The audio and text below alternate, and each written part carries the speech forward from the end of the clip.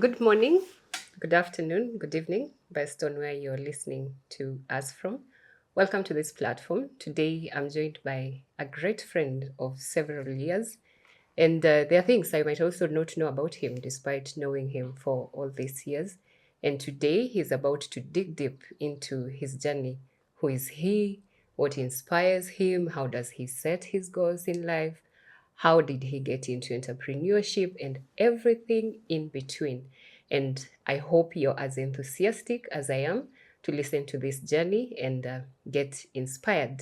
Ladies and gentlemen, allow me to introduce to you one Joseph Marende Otuoko. Karibu. Asante sana. How have you been? I'm well. Yes. I'm really excited to be here and see what's ahead for us and we have to offer to the community that's really looking ahead for this particular episode and engagement. Amazing. Thank you. I also just look forward to learning a lot more because you are an inspiration to so many, not just your age mates, but even people who are older than you and those who are way younger, your siblings, the ones I know, at least I know that they really just look up to what you do. So, in just a few words, just tell us who's Joseph. Wow. Yes, Joseph Otuoko is a child of God, born in Eldoret, that's where actually born, raised in Kitale, okay, schooled in Bungoma, and now lives in Nairobi. That is, in simple definition, of who I am. But what do I mean by a child of God? A child of God for me is a definition of possibilities. That when I look myself from the angle of God, it means I look myself from the angle of infinite possibilities. And so I anchor myself on that so that it becomes a guiding philosophy on how I approach life, on how I see everything. Yes. Amazing. You've just mentioned you were born in Eldoret, raised in Kitale, then schooled in Bungoma. What exactly brought about that movement across three towns in that region? Yes, my father was working in a place called Enabkoi. That's where they met with my mother. And we lived there for a few years. Then, in an unfortunate event, he was retrenched from government. And by the time he was leaving, I think Italy looked a neutral place for them to settle.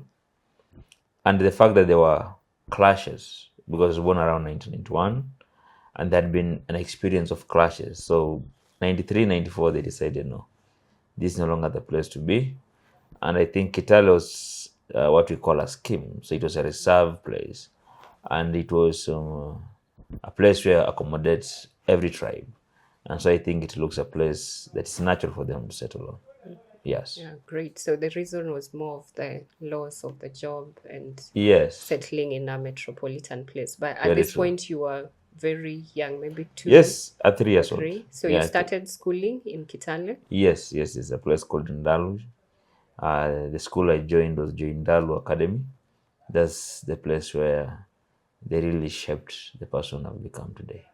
Yes. Great. So you went through primary school in that region before transitioning? Yes, I went to primary school. Nursery, I was joined Ndalu Academy. Then in primary school, I went to Ndalu Primary School. Then after that is when I did Weldon exam and I was called Kibabi High School. That's where actually I went to study my high school education.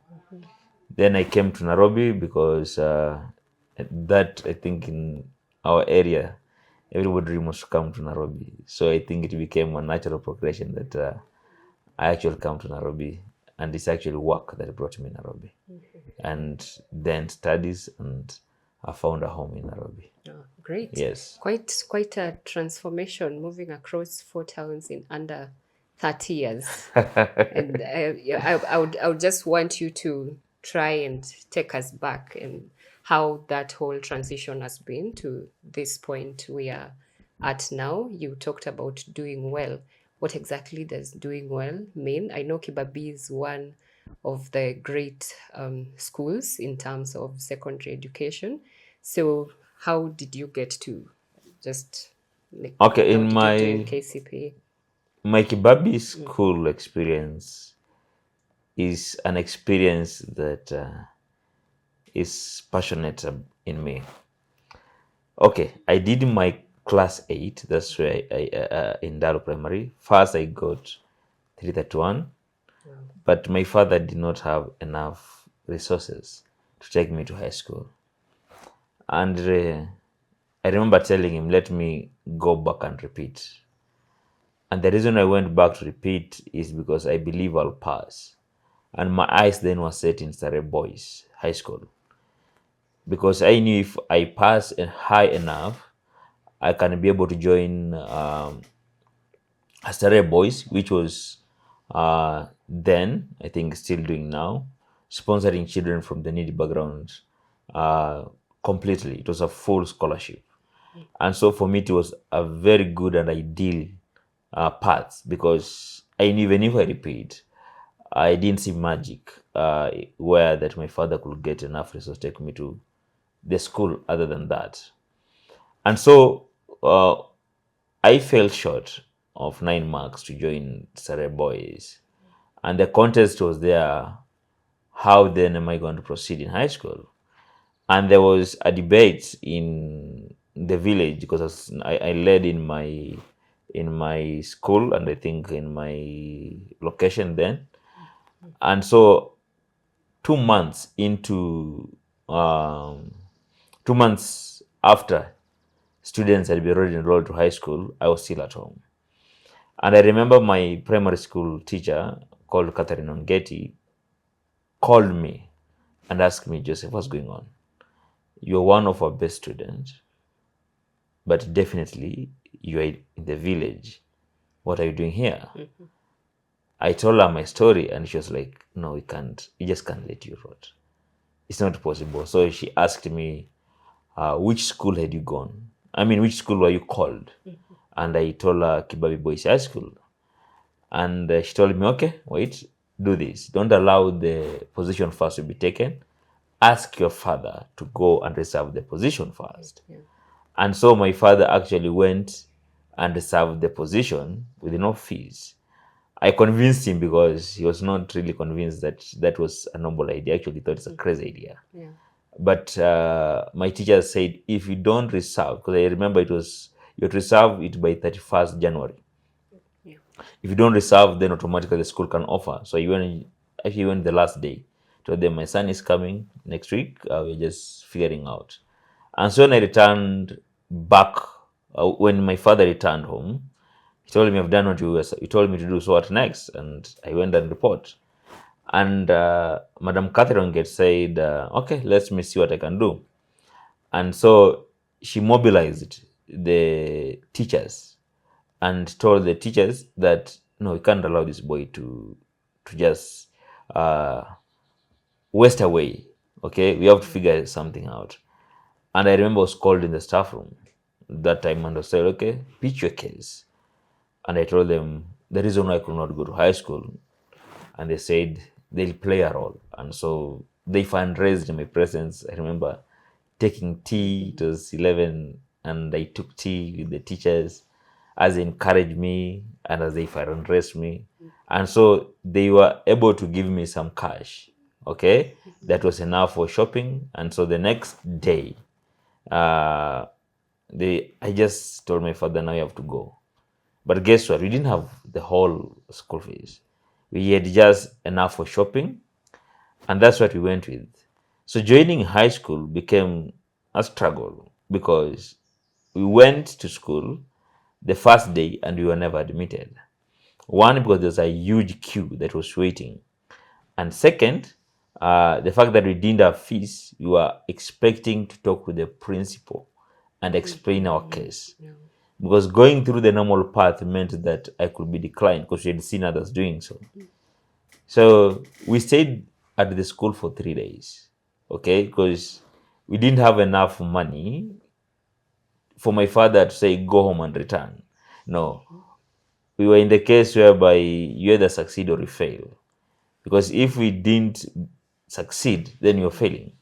So we stayed there for exactly 3 days. My father was sleeping at a corridor in school, and I was allowed to test the dormitory life. So I used to go to dormitory and sleep because the teachers were empathetic. Lucky. But that triggered something in me, a part of faith.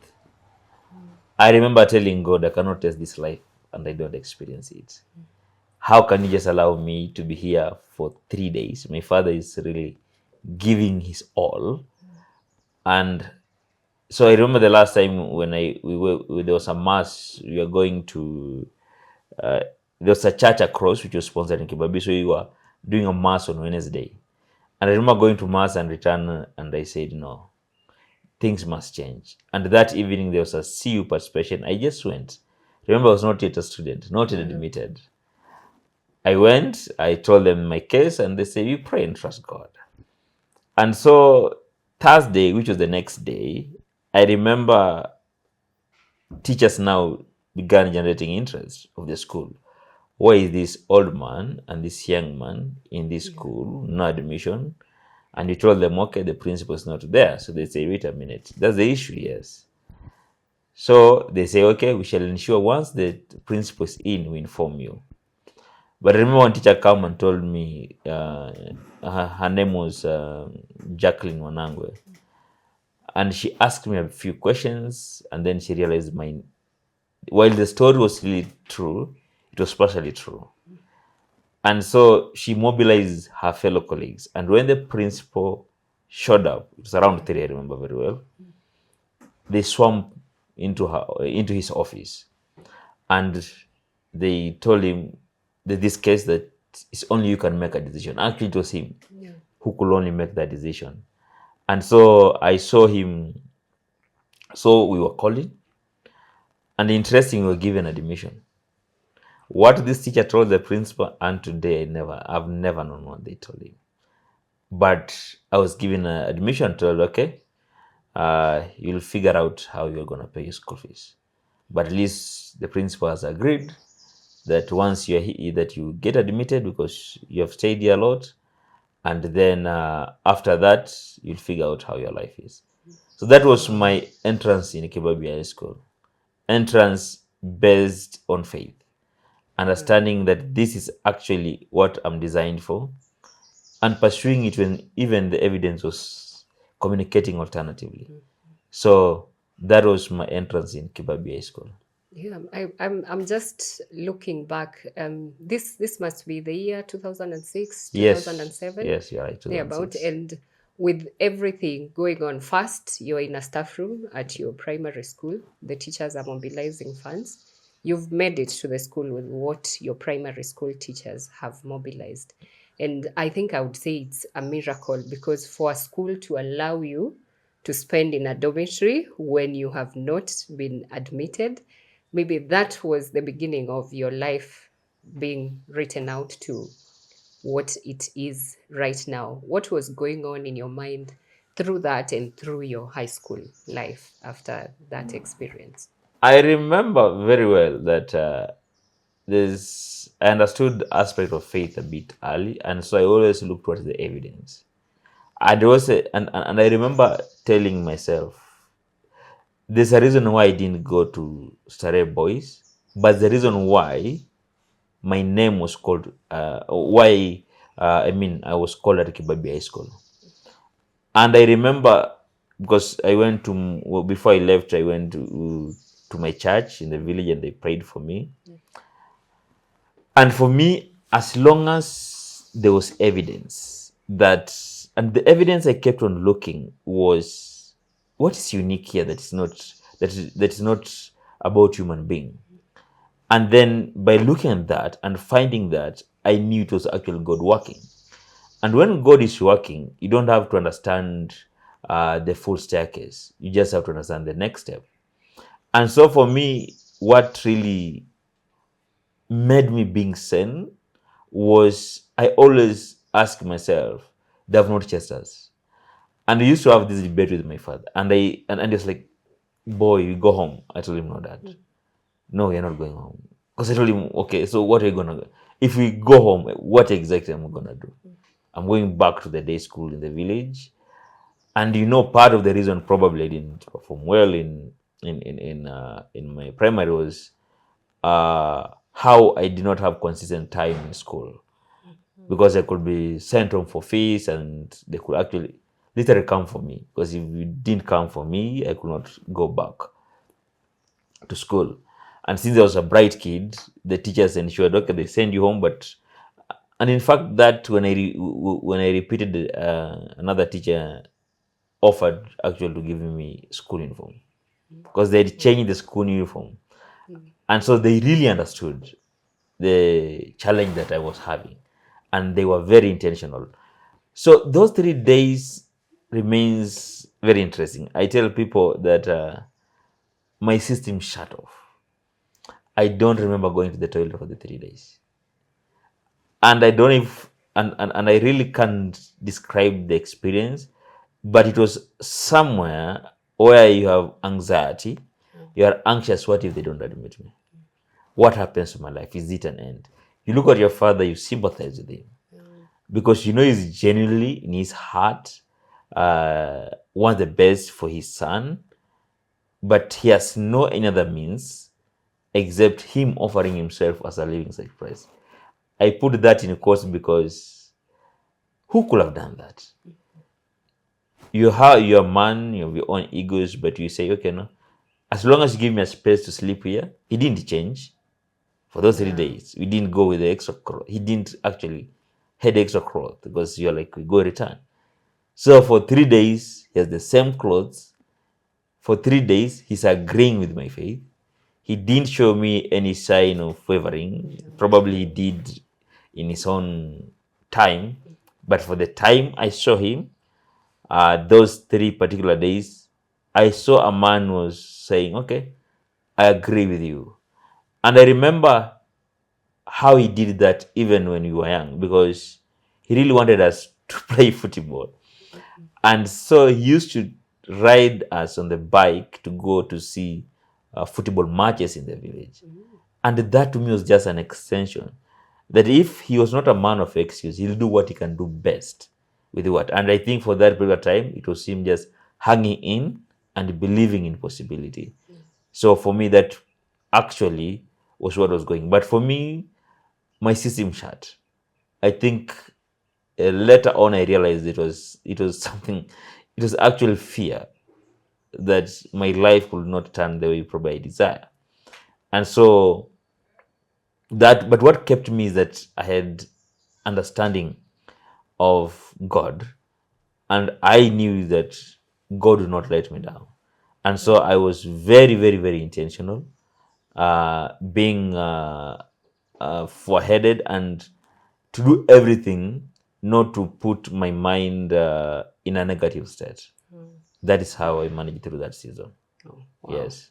I'm seeing deeply rooted in faith, and looking at the fact that the man you look up to was there for you despite all the circumstances that you were going through at that time. Yes. So how does the transition through high school go? Are you able to raise your school fees for the 4 years in high school, or how do you go about that?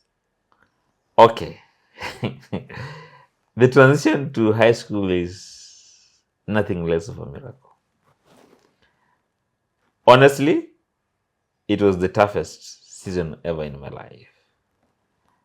And so I didn't manage, to be very honest. I didn't manage to raise fees. But somehow the teachers allowed me to be there. The only time I remember, again, another period of contention was, I think, when I was going to register in KCSE. And then I was called by the accounts office and was told, you owe us a lot of money. And so, because the checks that had been sent, I remember my headmaster in primary school became in, I think, a CDF committee. And so he did everything to push some few bursaries there. But besides that, nothing else came forth. And so I had huge debt.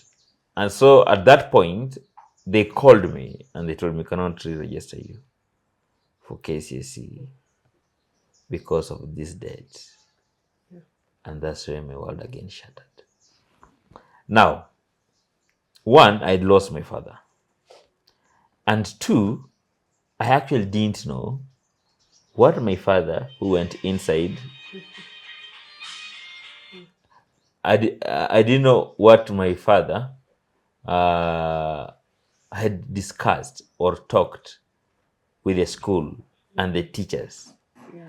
So it was his own, I mean, he had exactly what they talked.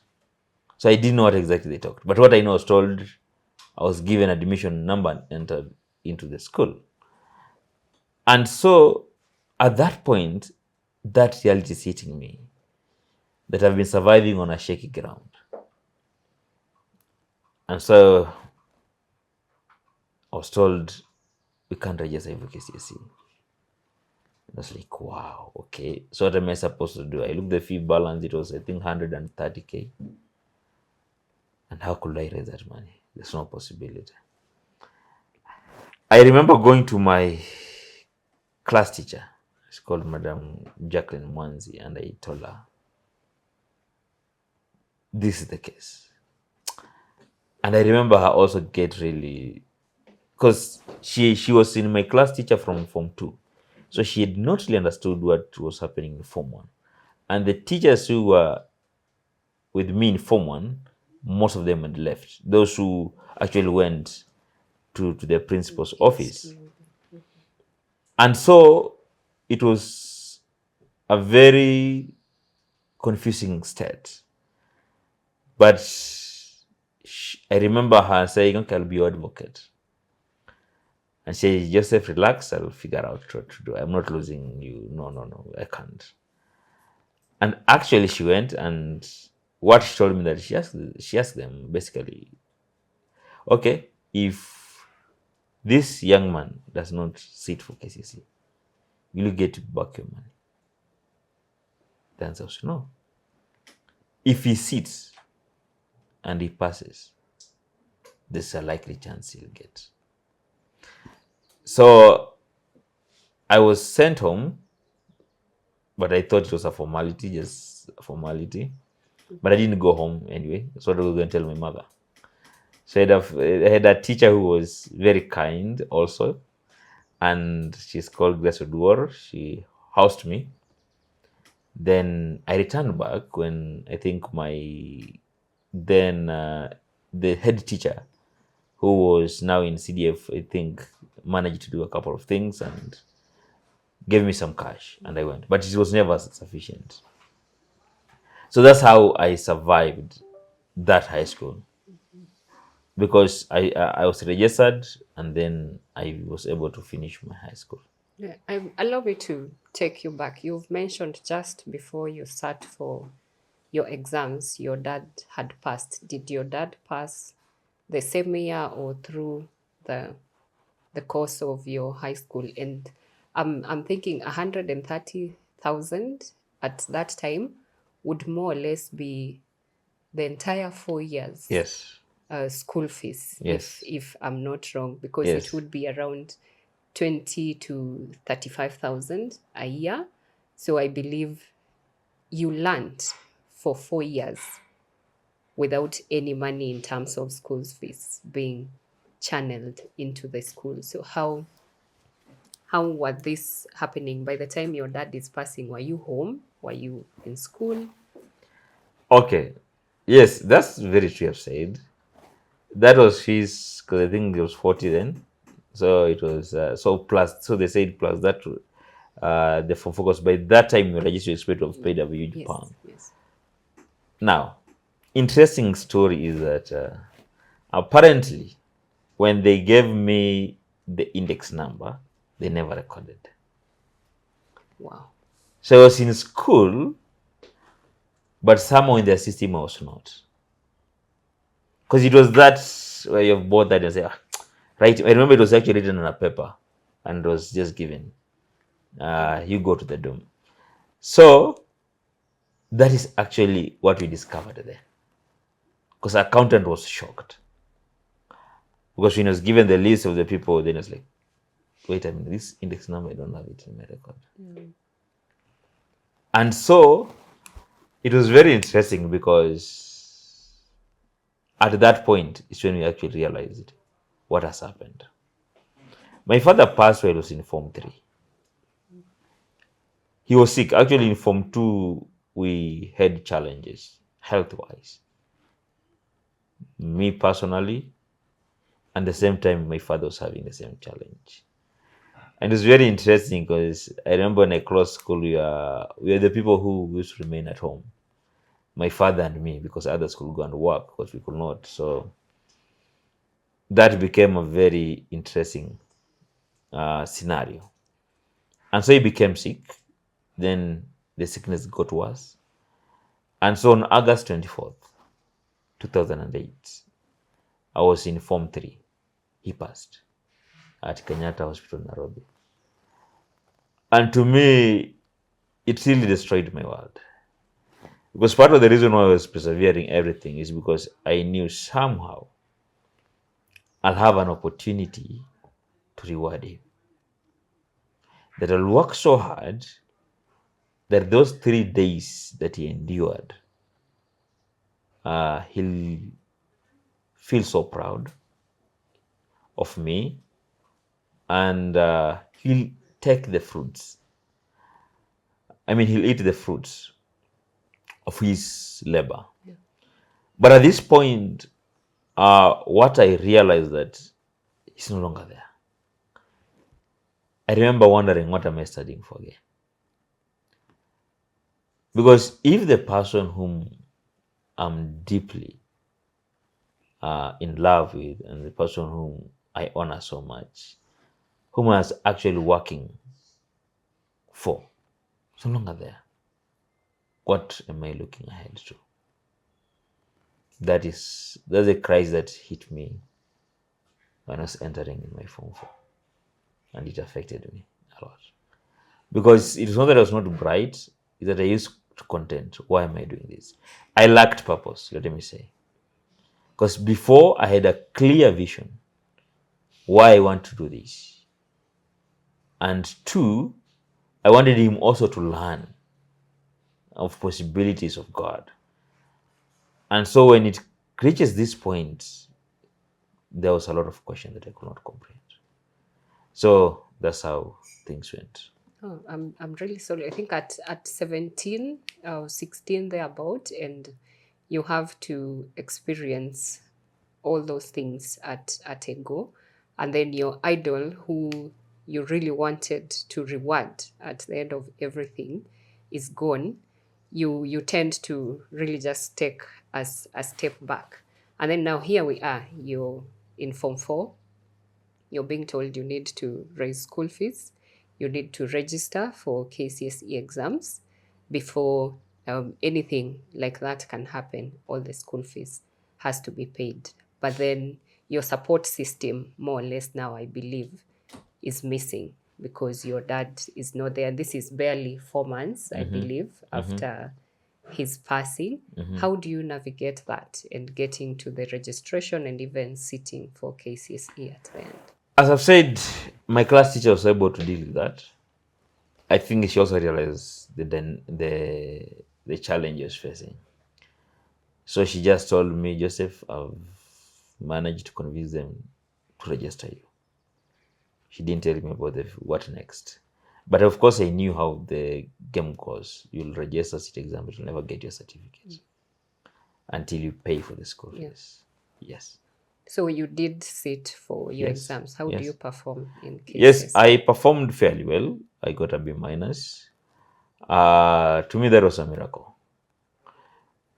Because I think at that Form 4, I developed a migraine, apparently, that I came to later understand what it was. I had this crazy form of headache. And so it made me have challenge, especially in doing exams or papers that had that require analytical analysis. Sciences became challenge, And I remember I dropped chemistry, something that was never heard of.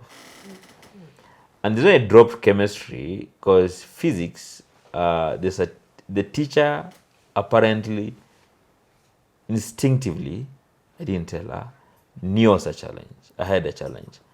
And so she was willing to stand with me, encourage me. And also she was one of the teachers who was with me from Form 1. Yeah.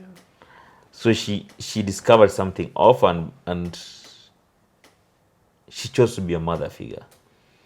And that's why I actually did physics. But I dropped chemistry. I did mathematics compulsory, of course.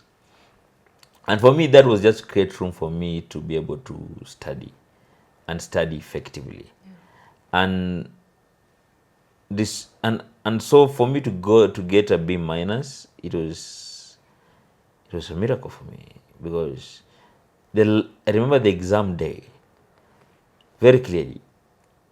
I was sitting across a window where my seat was, and I had a yellow paper, mathematics. Yeah. I came to realize that I had an eye problem that I didn't know. So when the sun was hitting that paper and I was trying to do the concept, just my head was like bursting. Oh no. Yeah. And I remember I told myself, okay, this paper I might fail if I'm not careful. And so I looked at questions. I looked questions one. There's always sections in mathematics. Yes, yeah. So I went on the second side. I looked the marks. They were, I think, 10, 10, 10. I remember being told then, if you get 40% in mathematics, I think it was a C plus. And I said, I just want to get a C plus. I don't want to get anything more. And I remember marked the question that I was so confident that I could deliver, the 10 marks, and I marked 3. And then the first phase, I said I gamble and at least get 10 marks. So I spent my first hour on to get these 30 marks. And then I went on section A and did whatever I want to do. And once I did this, I didn't attempt anything. I wait for the bell to ring for the 2 papers, mathematics papers, and actually got a C plus. Wow. Yes, on the mathematics. That was determination and focus already in action. You told yourself, I pick 3, do them and finish. Because from what you're explaining, I think in our days that would be clearly be dismissed as exam fever.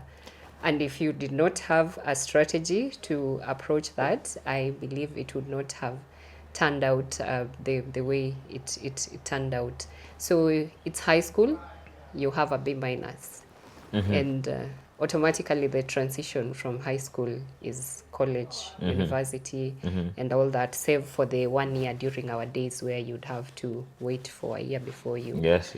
get to transition to university. How does that work for you? What happens after high school? And through that period, I've not heard you mention any friends. How did you get through high school? Did you make any friends that supported your transition after high school? Okay. I think I acted in high school. And I acted as a survival tactic. I think the person who knew exactly what was going through was my Form 4 guy who took me in. Because then you are used to, I don't know if it still happens today, but when you joined Form 1, those days you had to be taken by a Form 4 or Form 3 under your wings. So this guy was called Collins Kibanani. I remember him very well. And he knew exactly what I was going through. And I think he's the only person who knew. And because he knew, he kind of covered me. I think he support me when the shopping comes. He was the one to take care of me. He could leave a lot of things for me. In fact, when I was leaving the high school, he went with the things, all the shirts, all the trousers that he had that were new. He left it for me. And so, yes, I had good friend. I was a CU coordinator, but I don't know anybody knew what I was going through. No, nobody knew. I didn't want anyone to know. And so those who know, and we laugh this uh, with my class teacher. She's still a friend of mine, Jacqueline Mwanzi. Because in Form 3, she did something that, so she used to give him pocket money instinctively. Wow. And at one point, they rejected. And I told her, no, this is more than enough. She could give me 500 to spend. I didn't spend all the money. And so the next time she wants to give me another money, I refused. I told her no. And she used to wonder because she has a daughter who was at high school at the same time. Yeah. So I think she was using the same benchmark. So I don't know if I was unfair to her daughter, because if that was the same benchmark, then probably We decided we need to cut down. Yeah, If you do not spend enough, 500 for an entire time, let's do 200. Yes, I don't know. I wish I'll meet her and then ask her, did I become a bad influence? Yeah, so I rejected, and it hurt her so much. And I realized later that it's the acting part. It's not that I rejected because I had enough money, but I felt like I'm bothering this person. Yet she was actually investing or planting, according to her. She bought me shoes, and I think at Form 3, and I stayed those shoes for the rest of my academic year. How they survived, I think she doesn't know. But yes, so I had friends, but friends who did not know exactly what I was going through. And I was a popular guy in school. Because as most people know, I'm very extroverted. I don't struggle with speaking engagement. So I used to speak in parade. I was in every leadership that you think of, in CEOs, CEO coordinator, and so I think nobody could actually think this is the same person that going through the thing. I think survive migraine, which I told people, and it was a bad headache. So it limited my amount of studying. I could study a lot.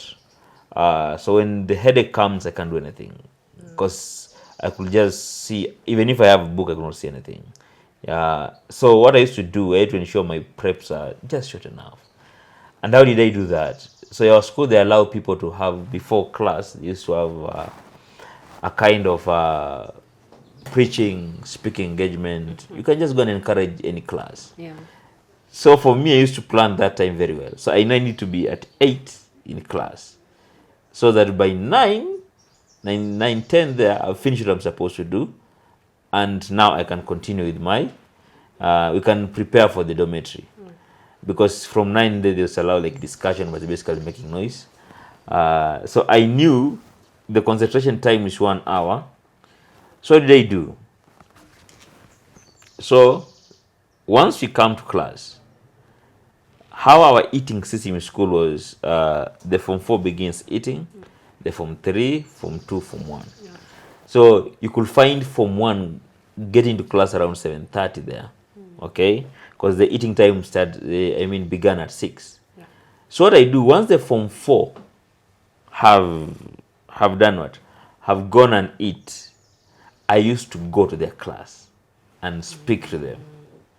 Okay? Yeah. So then I go 3, 2, 1. And that I began doing when I was Form 2. Okay? Wow. Yeah. So what that means exactly is that by the time I'm finishing to speak to the last person, which is a Form 1 class, it's around 7:30. Yeah. No, it's actually 7:30, 7:45 to 8. So now if I go to my class, I'll have like 20 minutes of just relaxing, because I'll be tired. And then I get to the agenda of the day. Yeah. And then after that is the so-called discussions in court, and do a couple of things. So that's how I used to survive. So you could tell a Form 1 is the same guy suffering. You could not believe, because he knew this guy used to come speak to us. Fridays you used to speak in parade. It was one thing I used to love. Yeah. Students allowed to speak in parade. So that is also a point. And I used to do that. I remember, I think that's a survival mechanism, because now I'm in good book with the teachers. So in case of something that comes in contrary, they could try to understand what's the problem with this guy. Okay? So this is the same guy. So as in, it was like a duality. Okay? So of this duality, this active student. So if you come and in case you have an issue with me, it was not easy to get me. But the only list that I never missed was an ice maker. So you're one of those who definitely, if you're speaking out here and everything, even back in the class, you're still doing the same thing. And I'm gathering that you created a boundary and sort of had something that surrounded you, so that the only other person who knew your background and what you were going through were your teacher. And in high schools, they used to say mother, actually, like mom, from the older classes. If I'm in Form 1, I get a mom student from Form 4. So your dad's student and your class teacher are the only ones who knew this other side of you, but the rest knew of this smart, outspoken, outgoing, amazing person. But then behind the scenes, you would be going through all these things on your own. And I believe it's normal for us to tend to figure out, how do I tackle this so that I'm not a burden to sort of those around me.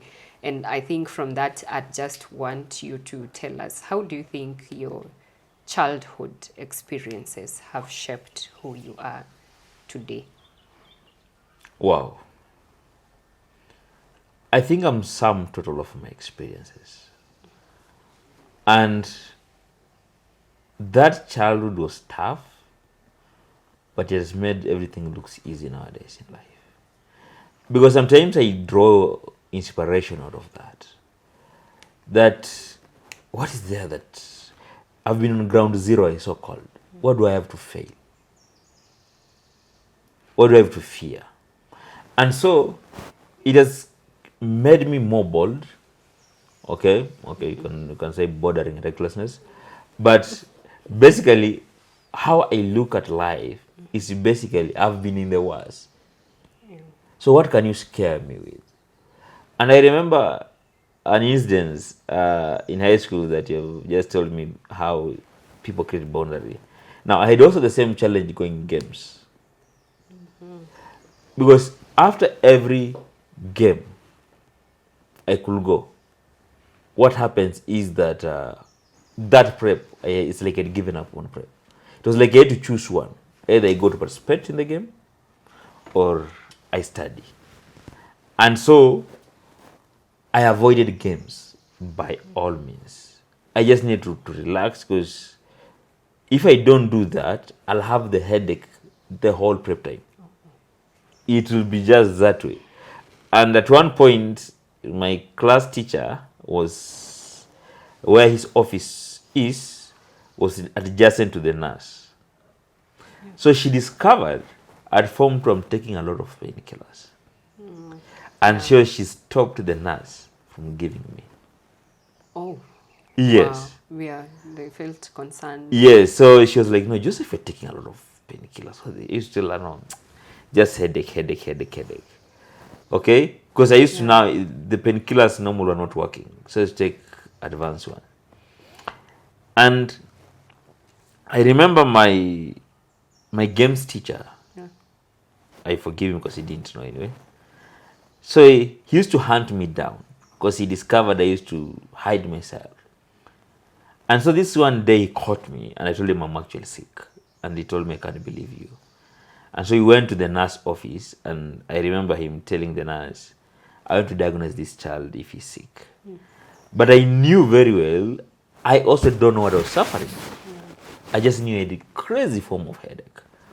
And so I told the nurse, okay, it's fine, it's good. He says yes, I give him medicine and go. And I told the games teacher, even if he gives me this Panadol, it's not a guarantee I'll go to field. Actually, I won't. Okay? Yeah. And so he threatened me with suspension. But I told him, wait a minute. This is the deal. If you can actually finance, I go to Bungoma, level 5 hospital. Yeah.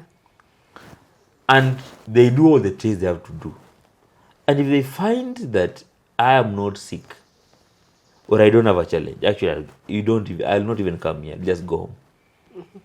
You don't have to specify. If you cannot do that, then please don't allow me to go to games. Yeah.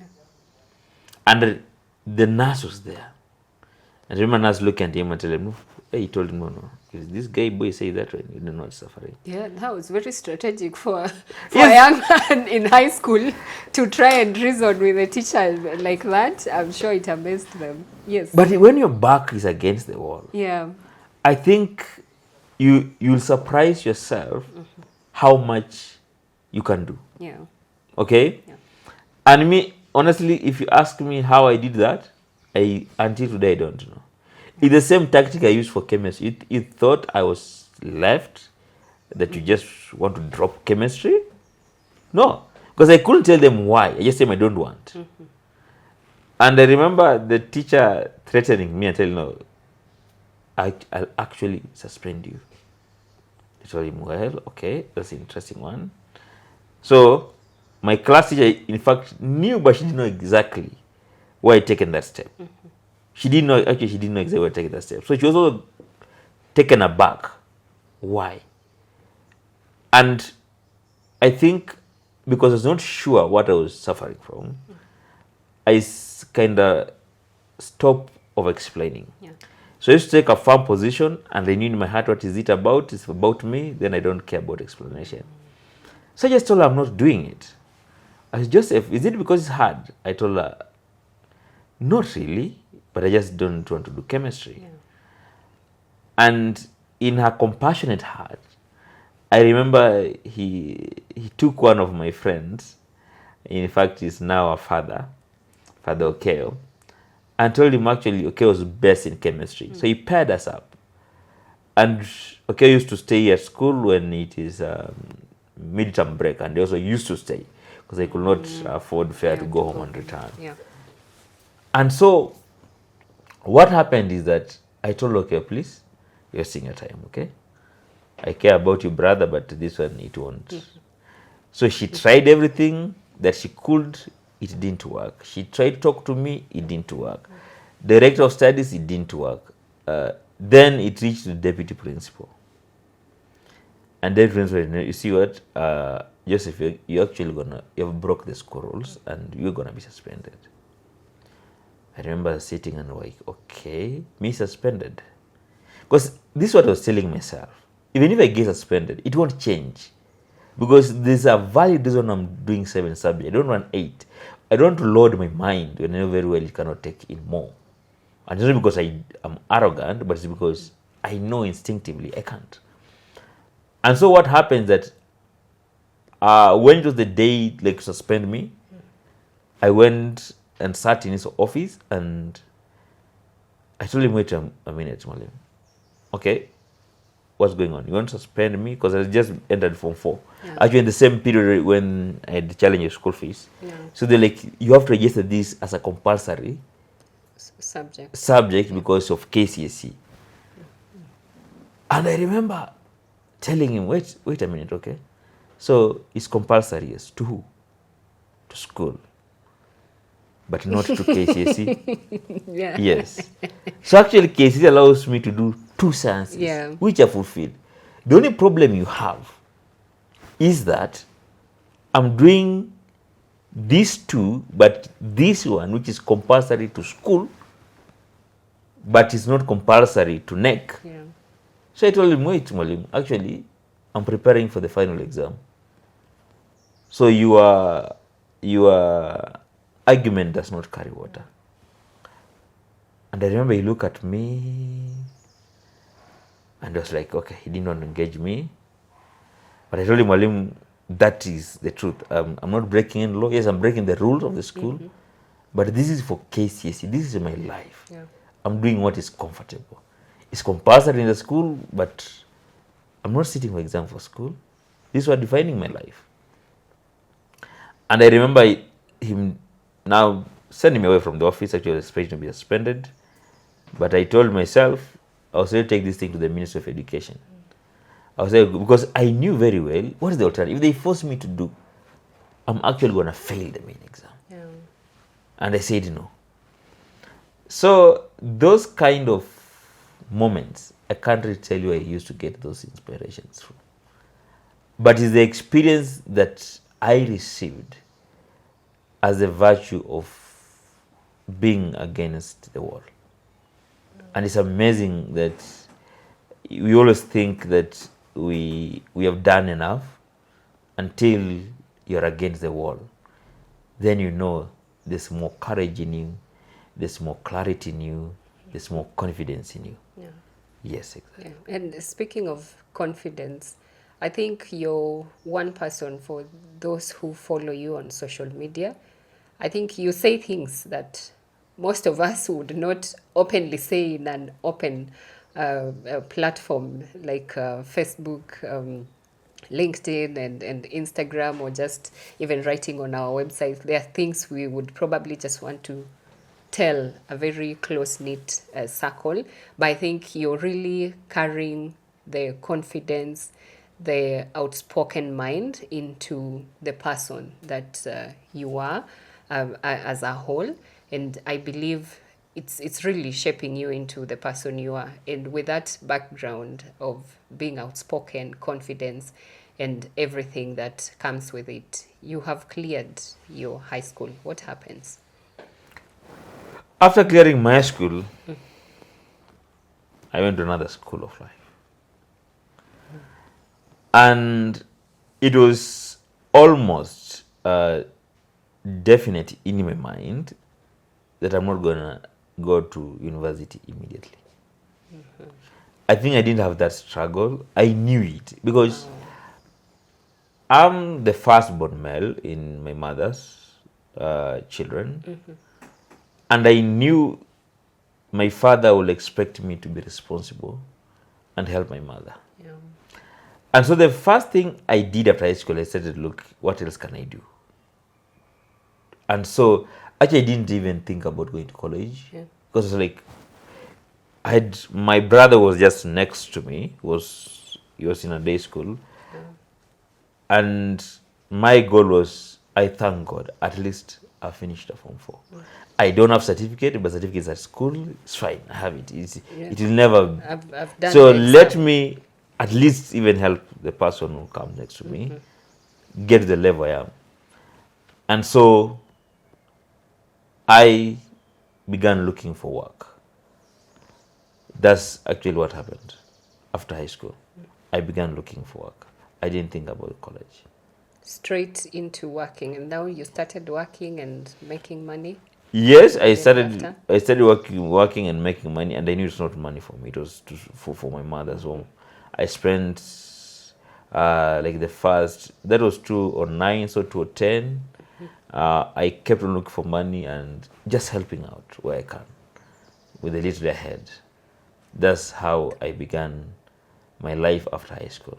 Oh, it's very interesting that you clear high school, and now your objectives have changed. You already know you're not going to college, but then we know once you clear high school, all of us, especially in our generation, you go to school to get a job to make money.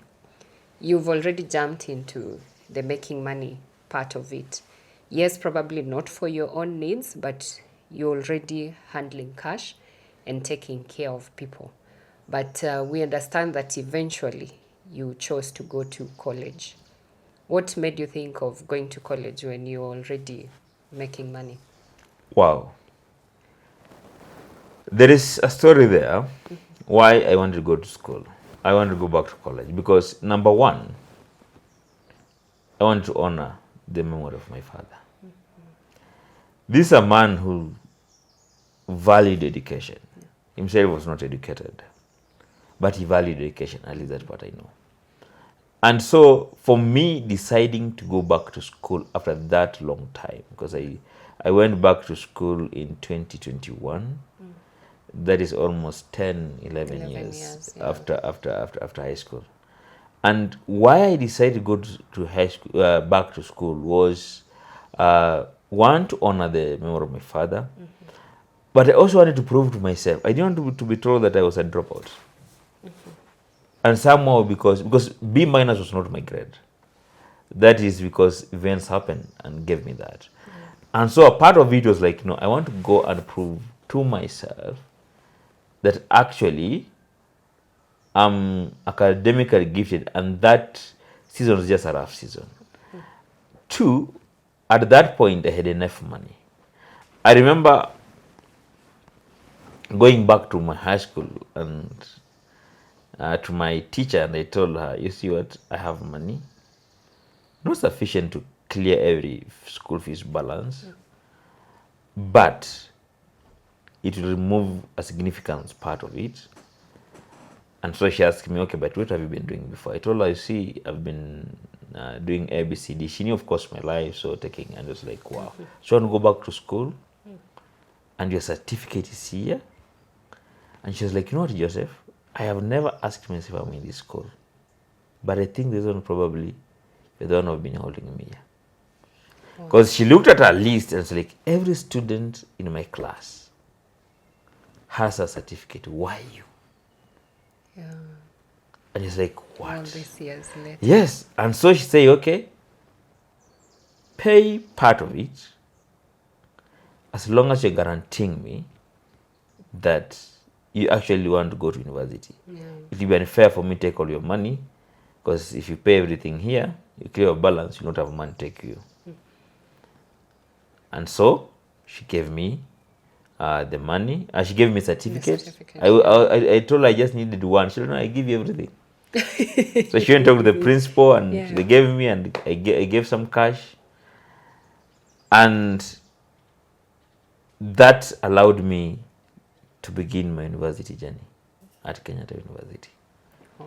Yes. This is 11 years later. Yes. What a transformation, and belief that it never stops until you actually decide, yes, this yes. is where I'm going to stop at. Yes. And now you went to Kenyatta University to study finance. Yes. Why did you choose that course? Wow. Kenyatta University, I went to Kenyatta University because at that particular point, actually Kenyatta was never my first choice. I had thought of going to UN because it was close to where I was living. Yeah. But just was about to pay the school fees, there was a new chancellor in. Changed the whole school fees structure. Changed the mode of learning. Because I only needed to do a weekend class or part-time. That was the option that I had. So when he changed, I was like, what's going on? Okay? Because I needed to go, my attraction was I wanted to understand BCom business. Because I ran business out of experience. Okay? But I need to understand what is the theoretical foundation of a business. And so I made a decision to go and look for what is the alternative. And that's when I stumbled on KU. And what made KU even more attractive is because they offered virtual lessons for undergrad. And I was like, wow, this is a miracle. And so when I looked at their curriculum, there's a section on real estate financing that I saw under a subtopic of, under specialization of finance. And since I am in construction industry, I found it very noble that anchoring my knowledge in finance in construction aspect is one of the most important aspects. And so I decided that this is the path that I'm going to do. So I chose finance because part of finance had something about real estate that I truly treasure. And I told myself, I want to go and understand. Because the clients that we were receiving were mortgage-based clients. Yeah. And so I want to understand how this mortgage work, so that even as you're planning as contractors, okay, we can actually plan with the client in mind. And so for me, that was very, very, very important. Yes. To just ensure that you're able to offer your clients a one-stop place for all the needs that they would have. I think that's a very key thing, and it brings me to the bit you've talked about going back to your high school 10 years later, and you've talked about your teachers in primary school. And what that is telling me, even your dad student, that you had mentors, if I would use that word. So, would you tell us how you would go about choosing a mentor and what exactly mentorship means to you? Wow. Mentorship for me is one of the, I can call the principal ladder that you can use in life. And mentorship, from the word itself, is about mental transformation. It's not about being given anything, because people mistake mentorship to sponsorship. No, no, no. Yeah. Mentorship is about mental transformation. And what these teachers, as you've said, what these parents, as you've said, Yeah. the best gift, the best inheritance I got from my father Yeah. was mental transformation. And by this I mean that you can see the same challenge, but but if you have a mentor, what you see is a new angle to address the same challenge. And it's to me satisfying to know that there is many options to a particular issue. And to bring this matter home, I'll say this. In 2017, I joined a program called Mentorship and Beyond. This program was run by two businessmen. One is called Timothy Mukoba, who runs Systec Limited, and Maurice Mushiri. And what this did to me then, I remember going there and say, I want this, I want that, I want that, I want that, and they leave, wait, calm down. Okay? Let us diagnose the problem. Okay, so you don't have education in terms of high level. high level education, university education, or Yes. college education. And so they told us, we'll not tell you what to do, but we're going to tell you, sit down and design something. And so we designed what we call, they had a program where you call Face Me, okay? And then from that, you come up with a personal development program, which was a 10-year program, where you have to be as detailed as possible on the outcome you desire. And after that, then they told me, okay, now begin reading books, and they recommend a couple of books. And through that period is when I realized that the challenge I was having then was not a resource challenge. I thought it was a resource challenge. It wasn't. The challenge I had then was resourcefulness. That I had identified myself with a certain purpose, suffering, or you call it whatever, that I could not see the potential I have. So I had my own candle, but I was putting it under the table. Yeah. Because I didn't think I'm qualified enough, I'm competent enough. Yet there was actually the evidence that I was actually competent enough and qualified enough. And so from this particular thing, I realized, wait a minute, what I need is a change of perspective. And for me, that is the most important part of mentorship. It's not you telling me what your experience is. Because experience is very contextualized. That your experience is not mine. So when you talk of how do you identify the right mentor, it's not somebody who is talking to you from experience alone, but somebody who can talk to you from experience and insights. That I went through this experience, what did I learn from it? And so from these lessons, it's now what you want to pass forward. So that if I sit there and I realize that those lessons suit me, then I adopt them. So I took this journey whereby I began designing my vision. And my vision, to design it very well, I had to go back to my foundation. and realize, what are the things that did I desire? Why did I not accomplish them? What were the challenges? And I remember settling down to two things that eventually in my life, one, I want to teach. Okay? And not just being a teacher, but somebody who can pass knowledge. And that demanded that actually I need to go through a university. Yeah. So my university education is to feed my intellectual curiosity so that I can gather enough knowledge to pass it to the next generation. Because I also saw the influence of teachers in my life, and I realized that if I can do the same to others, so how do I build my competency to enable me to serve this particular goal that I have in life? Yeah. And two, I also, it anchored my desire for wealth creation. Okay? Because we realize that to have impact, there's many problems that need to be solved in this planet. And money is one of the things that solve that problem. Yeah. I come from suffering. I came from challenge of money. And sometimes I wish if I could learn so much, I could not make the choice that I made. Because some choices we make because of the limited resource.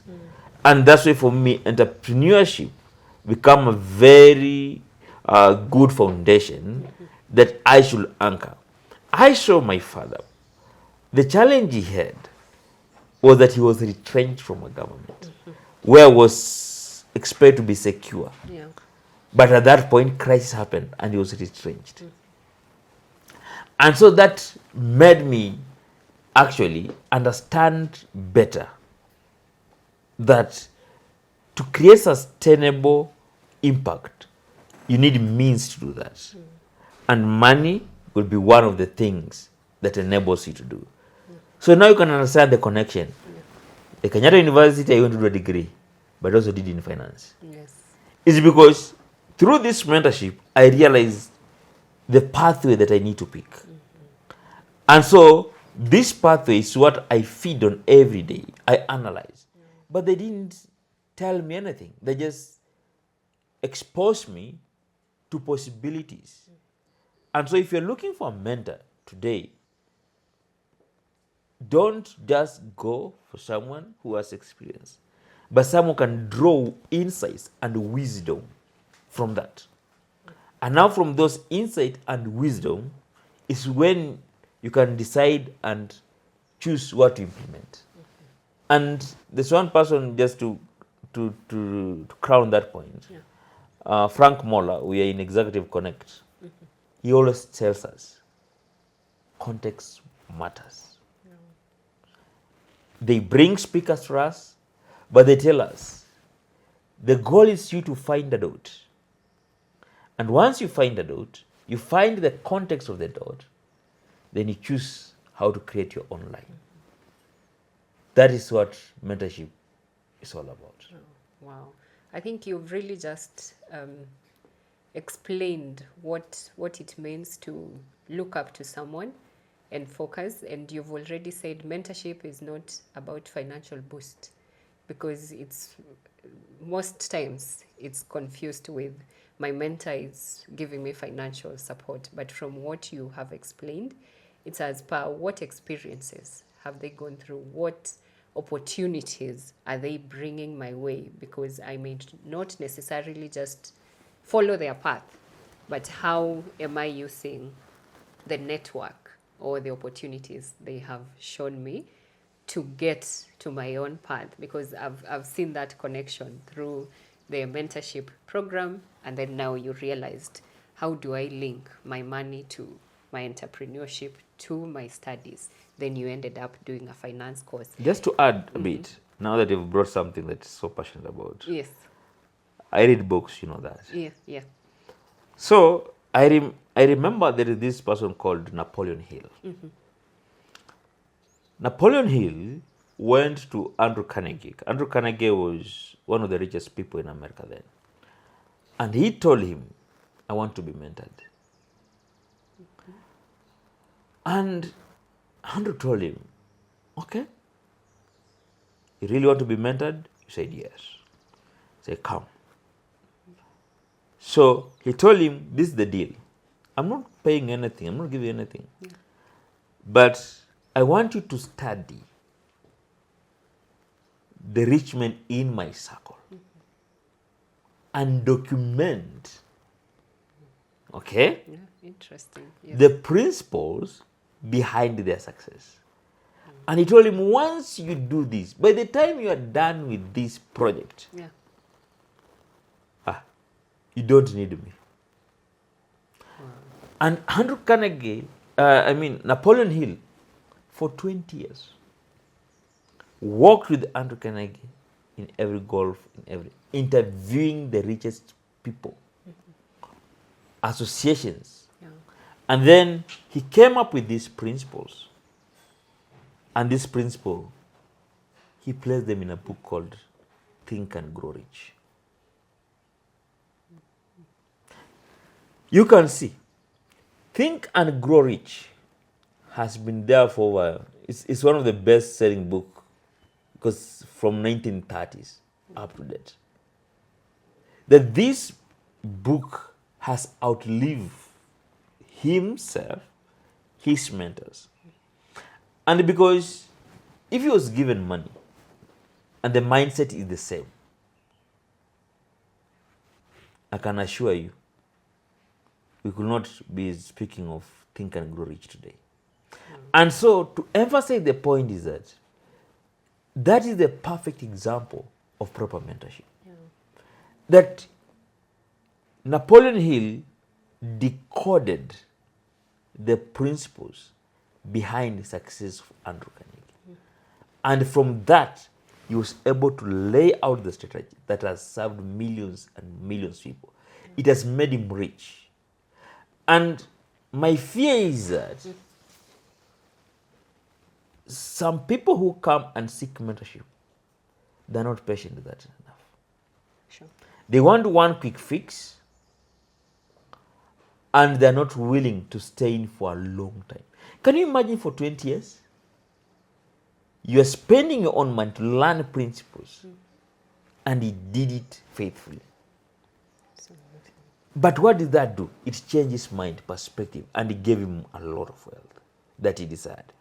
So for me, the biggest attribute of any mentorship program is not how many businesses are coming out of that mentorship program. No.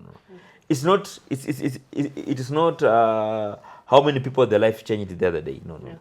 It's the transformational impact. Because sometimes you get a seed today, it's planted from mentorship, but it takes 5 years to mature. And so if I mentor you, and if you get mentored, the goal should be that in the long term, we have this particular impact that is there. Yeah. And so for me, when I look at a mentor, it's not how rich he is. No. It's the experience he has, and he has recognized himself that these experiences are worthy, and that's why he has given out the lessons. And now from those lessons, I look and apply. Some can work today, some can work 20 years from today. But if I can receive that, then that's the best mentorship. Because from that I can make wealth. Because wealth comes from applying principle, having values, and being valuable in the market. It's the exchange of value and money. Yeah. The more value I give you, the more money you give me. Yeah. And as long as I meet that value, then you don't have a problem giving money.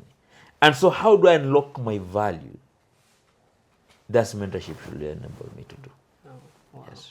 Well, in short, you've just explained your transition from imposter syndrome to understanding what mentorship is, to picking a mentor and ensuring that in itself you understand this is what I bring to the table. And I think this could be one of the things that have pushed you to now studying your Master of Business Administration at the United States International University in Kenya. So, what are you learning from your studies of the MBA currently? Picking in United States International Universities, it was a dream actually. I remember when you're doing our goal setting, I wrote it a long time I want to do, but I thought I'll do undergrad degree. But when I went to apply at that point, I didn't have enough money for that. That was one, and again, the product could not have supported my part-time basis. Yeah. But eventually, when I began my studies in Kenya, I went to ask them, what does it take to do a master's here? And I remember they gave me all the requirements in terms of academic. And I said, I'll get the worst case scenario, the minimum is expected of me in terms of GPA points, so that I can come and study there. Because I was fascinated with the word United States. And side note, you are a lover of the United States and its leadership. Yes, Yes. yeah. So I was fascinated with the United States, but also I saw multicultural, community there, and I said, oh, probably something I'm gonna experience, and I just loved it. Yeah. That is what actually went. That's what drove me there. But what got me really inspired once I entered the school is that they have American system, okay? Yeah. And this American system has two facets. One is academic, and then there's other things that they don't. While in my undergrad, they could say, no, we grade 30% is discussion, I don't know, group work, or then eventually it's easy that the attender they were saying, it's like they were just giving people. Yeah. There's no like a particular mark reserved to that, as much they say it used to be. Yeah. But at USIU, what happens is that 50% of your marks comes from the exam. 50% comes from other things. And when I asked them why this decision, they told us that they believe a human being is a complete set. And so, why the 50%? Because the pass mark is 85%. That if you are good academically, because exam teaches memory most of the time. How quick can you remember? Okay? So if you actually passed your undergrad, it means you came with around 60%. Sure. So 60% or 65%, depending on the grade school, particular university. And so you can actually get 30% out of 50. And then you might be skilled in other things. Sure. So initiative is rewarded, assignment is rewarded, participation is rewarded, and every teacher has his own grade system on those four. Sometimes some paper could be 30 marks, or some teachers could be 20. But you know very well, if I'm not good at getting 50 here, I can get 50 the other side. So to me, it's an equal opportunity for any type of a student. If you are good at remembering exam, you'll get your 50 or 50. Then this side you have to do basic, you get 30 and you 80 you passed. Yeah. That was one thing that really inspired me to go there. But now what I got is something interesting. I got a mentor, okay? Professor Joseph Kamau, and namesake. Now, he showed me entrepreneurship as a science. I had never seen that through a concept called job to be done theory.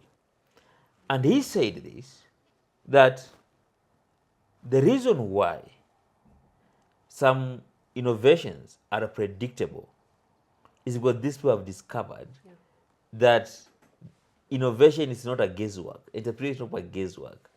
Entrepreneurship is a science. And as a science, it has a principle and strategies. And one of the theories that that grounds entrepreneurship is job to be done theory. By that, he says that the ultimate reason a customer purchases something is because he has a job that he wants to be done. And your product, your service, is only executing that job. And as long as you are able to serve this need, then you are guaranteed that your enterprise will grow. And so, to me, that was a bit unconventional from what we understand about entrepreneurship, but it provided the foundation that what you want as a customer is that it's not the features. You're not interested in the features. No. The question is that does this particular product meet your needs? And so you start with the end in mind, which this end is a customer need. Yeah. So for me, that becomes a concept that was very interesting. But another thing that he also mentions very clearly, he asked us a question that could you trust a doctor who has never gone to school? Yeah. It doesn't have experience, will you trust him? Yeah. The question is that you won't. You really can't. Yeah. That you go to for me, I was born a doctor. I was designed a doctor from the childbirth. God showed me, now come, I treat you. I recommend a medicine. You'll ask, wait a minute, how? Yeah. And there's the same challenge that we have. That for businesses, you have justification. People, no, I'm experienced, this entrepreneurship. But the question is, and I have success to show, but is that the reason why we should trust you? So for me, it helped me understand entrepreneurship as a science. Yeah. And as long as if I can manage to meet the customer's need, okay, by understanding the design philosophy of what their needs are and the theoretical foundation, then I'm good. And something interesting I realized the other day is that the first business school was founded by a businessman. Yes, Wharton, by Joseph Wharton, yes. That the value of school is not to give you answers to everything, but is to provide framework. And there is something Joshua Selman says, he calls line by line knowledge. That if you don't have a structured knowledge, while your results might look sustainable, it's not the norm. Likely chance you fail are high. And so for me, the question that I have as I navigate through education is, what is the science behind this interpretation? How do I get from point A to point B? Because I actually read a lot of books before. I could say, I'm expert in this. Yeah. But I realize I'll hear finance principle from here, I hear innovation principle from there. But now how do I consolidate this knowledge? And they become structured. And from the structured knowledge, then I can offer a solution. So education helps us to structure our mind. It's the foundation, not the entire house. So you can't say, no, I was half-baked because I went to school. No, it gave you power to learn. Did you go and learn? Because if this man was a businessman, successful, but he realized to make this success lasting, I have to ensure that he's well grounded. And he came saying, let us look for theories, philosophy to build it on. And that is how now business schools came into birth. And this is a challenge I have with our business leaders, in United States, Wharton is found by a businessman. Yeah. But you find our business community are the one who are trying to castigate our university by saying, no, they're half baked, they produce, because they believe that students should be completely baked and then present to them to work. No, Yeah. but I know you have done something in journalism, Yeah. but you have also gone to the market and see the resources a proper studio requires to have. Yeah. Sure. Can a school really afford that? Yeah. It's very basic. At the end of the day, the resource is found on the ground Exactly. once you're And so, out of the learning phase. true. And so, the business now need to come on board and say, how can we, this person has understood the framework, let us train them further. So training them further is not is not to say that the school failed. Yeah. No. Yeah. School Did began. their part. It showed you that this is a teleprompter. It gave you a form of it. Then you go and see what it is. So the business should be very empathetic and actually work with the students along and train them. The company that we run as a team, we always see the graduates come from the school. They don't understand, and I can't blame them, because for a school to build a site, so this student to 30 million, where do they get the resource? So I'll be happy. You see, in the United States and other jurisdictions, say there's a Sloan like School of Management. Who is Sloan? You realize he was a business executive. Wharton have just said. There's Kellogg. Okay? Every person who succeeds in business, establish school and fund it properly so that they can have a pipeline of talent. But in our case, you're saying we're leaving it for the government. Yeah. But where then we say the university are broke. To train you to be the journalist you are, the investment that it requires is so huge. Yeah. And so for me, that is the reason why I believe there should be a merge between the education system and the marketplace. A collaborative effort, not antagonistic effort. Absolutely. Yes. I totally agree with you. There really needs to be a lot of synergy. And you've passionately spoken about your experience with the MBA at USIU. I'm sure if it's not a constraint of time, you would speak about that for a very long time, because I just look at your face and how everything you have said in the past 3 or so minutes that there is so much already coming in, and I believe in this day and age there needs to be that synergy of the academics and the life skills aspect of it, and I'm very glad that you're experiencing that system and you have people under you who get to also learn and understand how all that comes into being, because as a leader, where you started leadership long through your high school and all that. So just before we finish, I think I have 2 or 3 other questions for you about various things that we'd want to understand from all the things you have talked about. You knew how to create a boundary. You knew how to, what do I say? What do I not say? At what time? I would just want to know, what are your personality types and how has that shaped the person you are today? I love that question. Yeah. Yeah, actually, in our mentorship program, I think we had that kind of exam, the personality type. Yeah. And the one I got, I think, say I'm an introvert, something, and I didn't believe it. Yeah.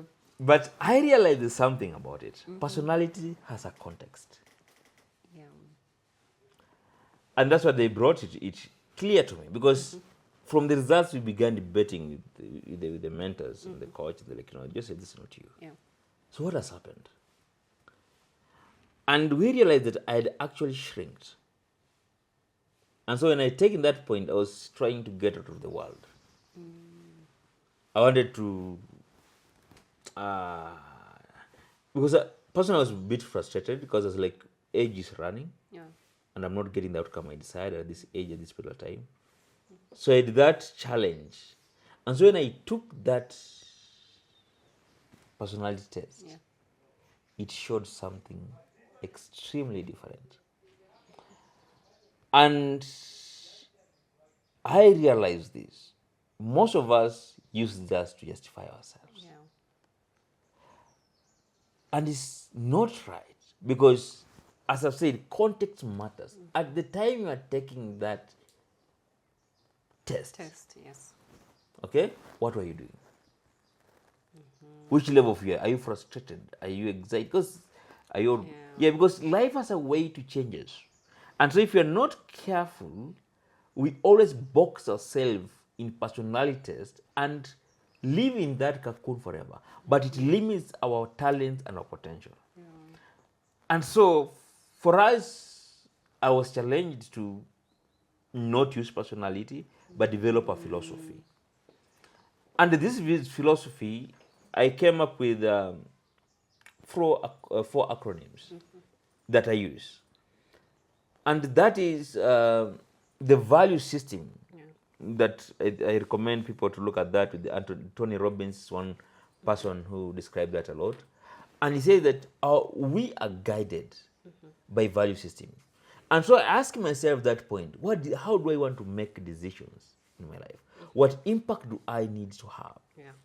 And from that, I had four particular things. And one of the things I say for me is how I analyze or my philosophy nowadays. The first question I ask myself, does this opportunity, this challenge, allow me to bring my leadership skill? So the first value I have that guides me you can look in every decision is leadership. Because I realize it's ingrained in me.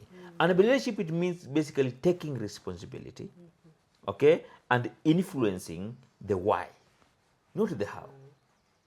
Okay, so for me, in everything that I do, I ask myself, does this thing allow me to be responsible?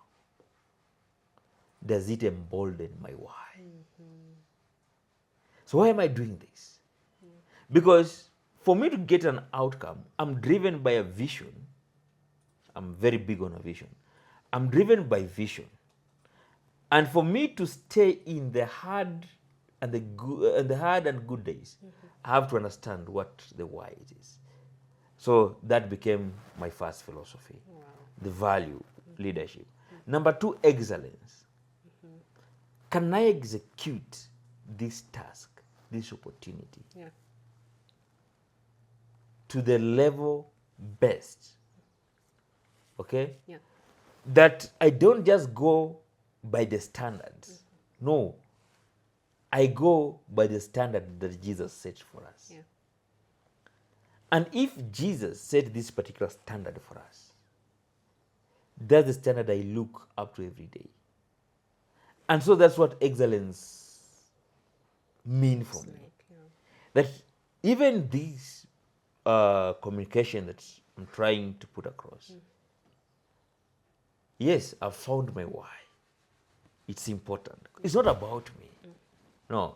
It's me realizing that I went through this situation, these challenges, this opportunity, not for me, but for somebody else. Yeah.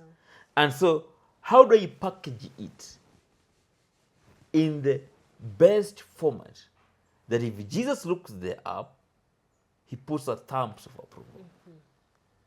That is my second value system. Number three, contribution. Yeah. Am I contributing? Am I contributing to make the society better? Am I contributing to make our community better? Am I contributing to enrich my life? Does this opportunity give me a reason to contribute? or it's just about me, about my ego. No, no. So if I don't have the contribution aspect angle of that decision, I'll not take that decision. I'll not take that opportunity. And finally, growth. I am going to school because I want to grow mentally. I'm doing my business because I want to grow economically. Yeah. I'm serving the community because I want to grow in my service. So, if I can have 3 levers, if you give me, tell me, no, just say this particular thing I want to do, I quickly check through that. And these 4 philosophies or 4 values have been very critical in making decision very fast. Oh, wow. If I fail, I'm at peace because I have no one to blame. It was maybe something I didn't do right, but it's fine. I won't go and beat myself. Okay? If I succeed, it's well.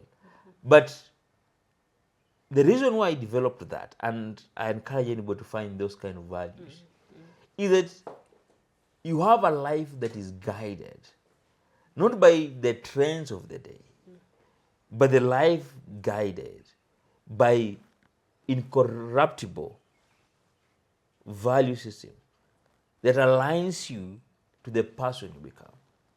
You won't have peer pressure because I don't look at what Shayla's done for me to do. No. I'm doing this absolutely because it meets these 4 criteria. If it does not meet, whether there's a $1 billion opportunity or not, I'll not take it.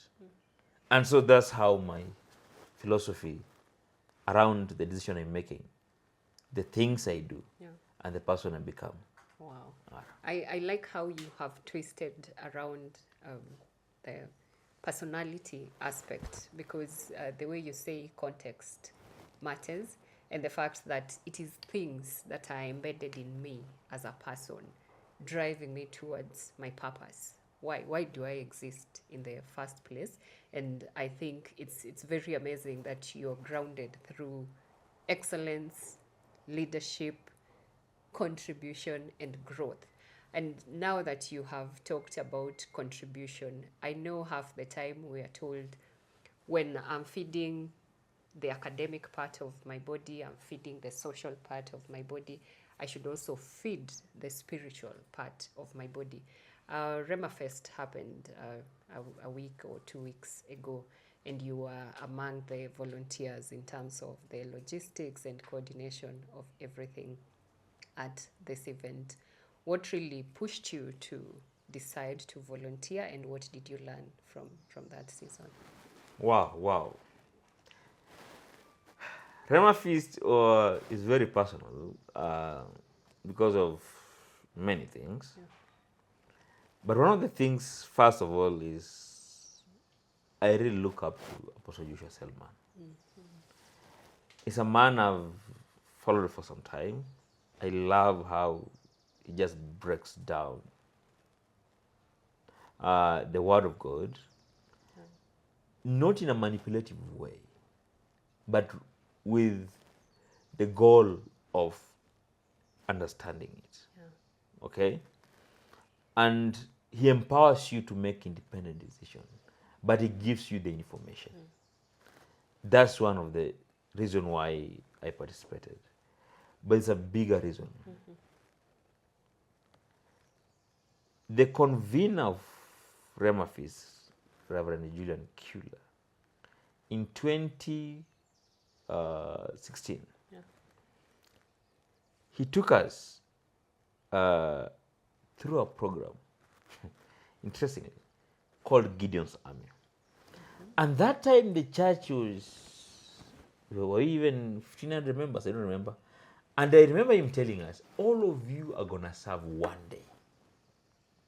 Don't see yourself as a member of church. One day you're going to serve. And I really didn't get it then. But he told us, even write your visions. In fact, you're saying you're supposed to see your life in 50 years. So he really, part of that program, you're supposed to come up with decade outcome that you Yeah, need plan. for 50 years. Yes. And we went through that. And so when Rema Feast this year, I attended last year, and I saw a gap there. And then that's what kept hitting me. Reverend told you one day you'll be volunteer. Yeah, one day all of you will serve. serve. Don't see yourself as a Just a church member. yes. Yeah. See yourself as a servant. And so when there was opportunity this year, I said, okay, let me get there. Yeah. And to my shock, there were more than 3,000 volunteers. And I remember back then, wait a minute, this man had seen this vision that he had less than 1,500 people in his church. Yeah. And yet he was telling them, no, one day all of you, he kept on mentioning that thing, will be members. And then he was also intentionally telling us then that this kingdom business is not individual business. So it doesn't matter which church you'll be then. But one day you'll serve us. And so when I saw that volunteer, I was like, wait a minute. It reminded me of the power of vision and faith. Because can you imagine? That's almost like 10 years later. No, not 12. From 2015, that's like, no, it's 10. 10. It's 10, yes. Yeah. You can imagine that someone saw that thing then and hung it on. Yeah. And now we see that crowd there, and you're like, oh. But for me, it just speaks of being convicted on a vision. Yeah. There were setbacks. Number two, while I was serving, it really made me understand how it's easy to criticize instead of constructing. Despite us being that many, we were overwhelmed. I remember we were to work in shift, then shift stopped because people were just many. You were told, no, put your hands where it's possible. If you see a gap, just go and address it. Yeah. And in those excitement, I remember the last days, like, people were excited, everything. I was like, there are people here who are. I remember we were with police officers and like, these people cannot do these things. They are here, but they cannot be excited as you because they are serving. Yeah. They are doing something else, and they cannot really enjoy what you enjoy. And that reminds me what leadership is about. And most of us look at those people and think they're not serving. You look at the people in the gate, they're not serving. But you imagine if the gate were left open and all of us rushed. Can you imagine if those police officers were staying there like a statue? They could not monitor what was going on. And they could just say, let us get it. What about those who are serving at the media? And they see all this fun, but they cannot participate because you're supposed to capture that. Yes. So your mind has to be different wavelength than the person is there. Yeah.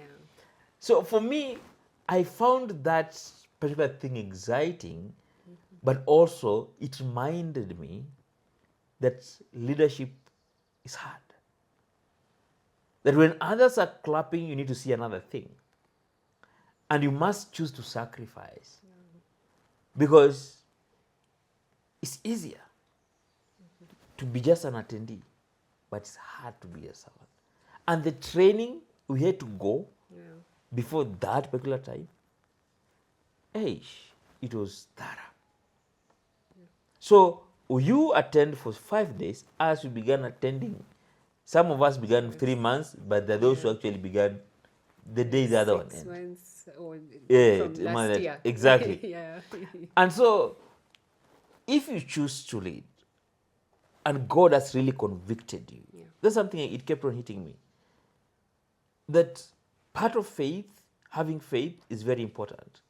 Whether it's in business, because if you look then, no condition justified you to have that crazy. I remember people thought it was crazy. Because where are you telling us you're serving? We are only 1,500 churches here. You're telling us all of us will be served. What do you mean exactly? Yeah. But he kept on making intention. He ensured on Saturday all of us attend. He has lunch for us. He has breakfast for us. He was paying the price then. Now he might seem enjoying. By the time he paid the price, when nobody was seeing, and to me that's something that was very, very integral when I was going through the whole experience. And I was like, wait a minute, what people are celebrating today, somebody pays the price. And it's easy to see what went wrong in that event until you're in the part of people who serve and realize, what? Even some people are coming there 6, leaving 10. I know people who are receiving international guests who are on phone every other second. So they didn't even see, they didn't even, probably now they're watching everything. Because they were like, how do I coordinate? How do I communicate? So for you to see that event that way, what is behind the scenes is really monumental. And so for me, the challenge to all of us is pay the price for what you actually believe. And let nobody tell you it's not possible, because only you have seen it. And if you hang in there, one day it will come to pass. Wow. That's what I saw. Pay the price. Yes, pay the price. It will pay you. Yeah, it will pay later. you. Yes. Amazing. I like those words and how you're bringing out the aspect of leadership, because half the time society believes leadership is about reprimanding, ordering, and making decisions.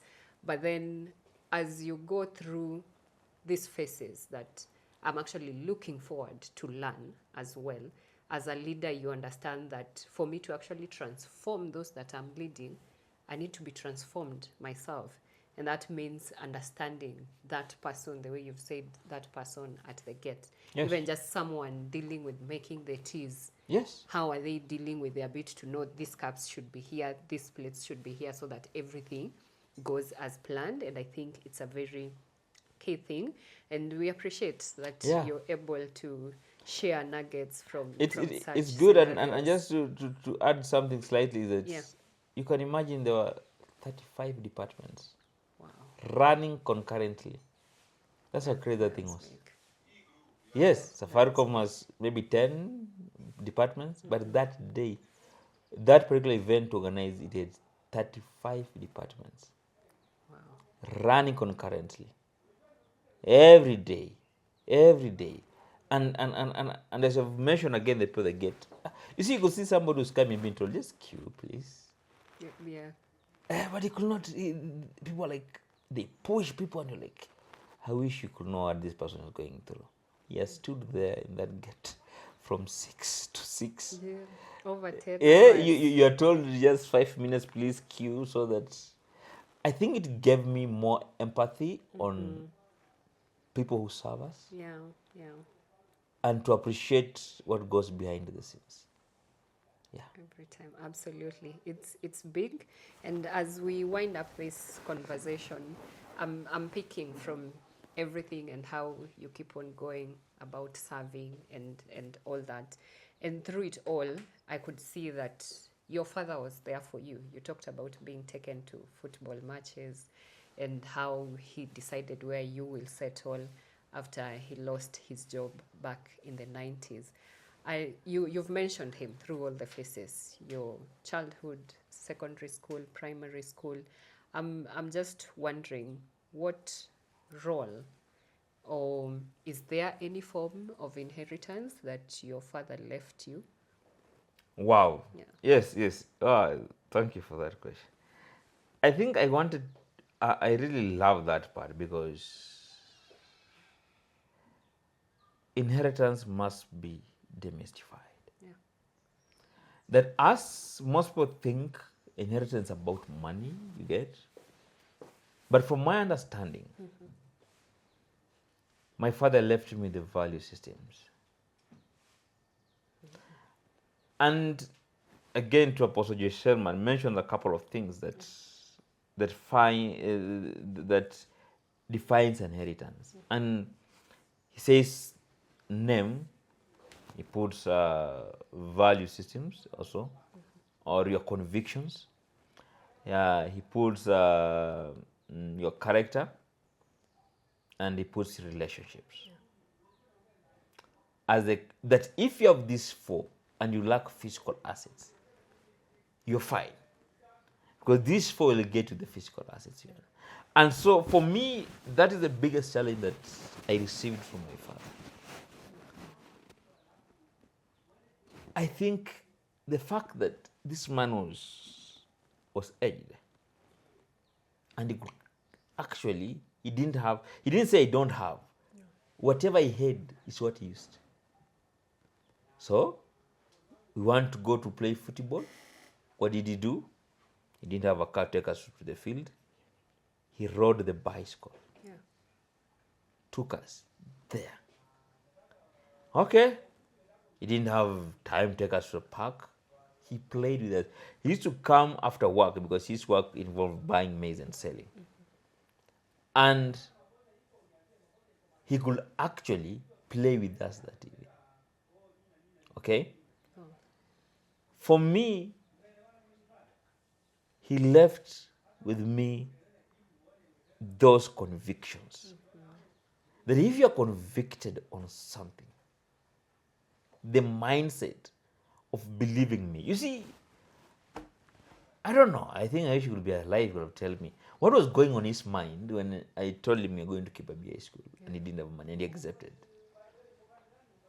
I really don't get it. But that taught me something. That wisdom is not about age. No. It's not how old you are, but the insight you have. And so that conviction that he left me, it has actually what has helped me to be the person I am today. Because part of me, once I'm definite on something, doesn't matter what others say. I just dig in. So for me, I believe what he left for me and what I'll ever get probably is his conviction. Wow. And that is enough to open every door that has ever been in my life. Thank you very much. I think it is key that what we should take away from your story is that inheritance is not just material. And even the material one might not matter if you do not have the values, the inheritance of the great values to actually take care of the material inheritance. And from all the descriptions you have made, I'm already having a vision of your dad as a very intentional and present parent who did all he could to give his children the best childhood and the best life in the future. I'm very glad that you spared the time to speak to us. I think we've been speaking for almost 2 hours now. And I know there's still so much to be said. And I just want to tell our listeners and those who are watching us to not go away and stay tuned for the next bit, because this man right here is about to tell us about his entrepreneurship journey with Jawab Construction International. So don't go away. Thank you very much.